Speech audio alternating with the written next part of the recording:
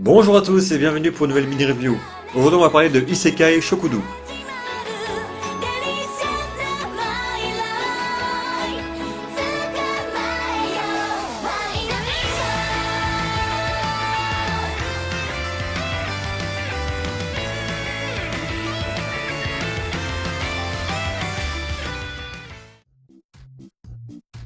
Alors, Isekai Shokudo est une sorte de fantasy gastronomique animée par le studio Silverlink et édité chez nous par Crunchyroll.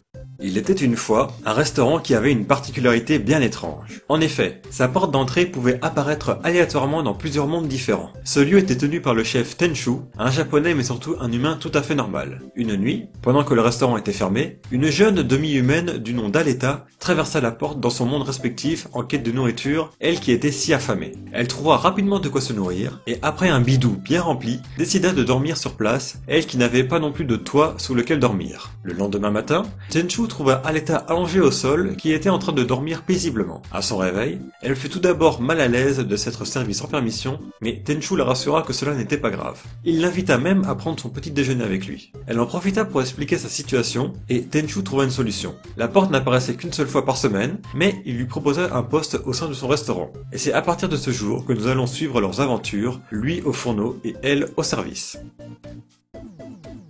Bon, ce petit résumé que je vous ai proposé n'est en fait que la première petite histoire de l'animé. Le restaurant restera bien au centre de l'intérêt, mais l'histoire se concentrera plus sur les clients que sur notre duo. En effet, chaque épisode est découpé en deux parties, avec à chaque fois un personnage différent, dans un monde différent, mais surtout qui commandera un plat différent. Car oui, le thème principal restera la cuisine. Et là-dessus, l'animé fait du très bon boulot. Alors un conseil, ne le regardez pas si vous avez faim, parce que je vous jure que vous allez entendre votre ventre plus d'une fois. Sinon, j'apprécie beaucoup l'ambiance de cet animé, je le trouve très relaxant. Chaque histoire nous raconte un peu la vie du personnage avant qu'il découvre la porte du resto. Et on a de tout à ce niveau-là, entre des dragons, des elfes, des princesses, des hommes lézards, et j'en passe. Alors perso, même si j'apprécie beaucoup qu'on place chaque perso dans son contexte, la partie que j'attends toujours le plus à chaque fois, c'est le moment où ils découvrent le resto, complètement perdus dans leurs pensées. Tenchu et Aleta seront toujours là pour les accueillir normalement. Et une fois installés, et le plat servi, ils vont à chaque fois rentrer en extase dès la première bouchée. On aura droit à une rapide description gustative à chaque nouveau plat. Et une fois terminé, ils repartent dans leur monde respectif en attendant avec impatience la semaine suivante. Bon, sinon à part ça, j'ai pas vraiment grand chose à rajouter. Enfin, si, on peut voir sur l'affiche un autre personnage qui sera très certainement une autre serveuse du restaurant.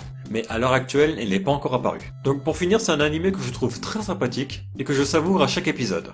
Donc voilà, j'espère que cette mini-review vous aura plu. Si c'est le cas, n'hésitez pas à me suivre, à liker et à partager. Pour ceux qui suivent également l'animé, dites-moi dans les commentaires ce que vous en pensez. Et moi je vous dis à la prochaine pour une nouvelle vidéo. Sayonara!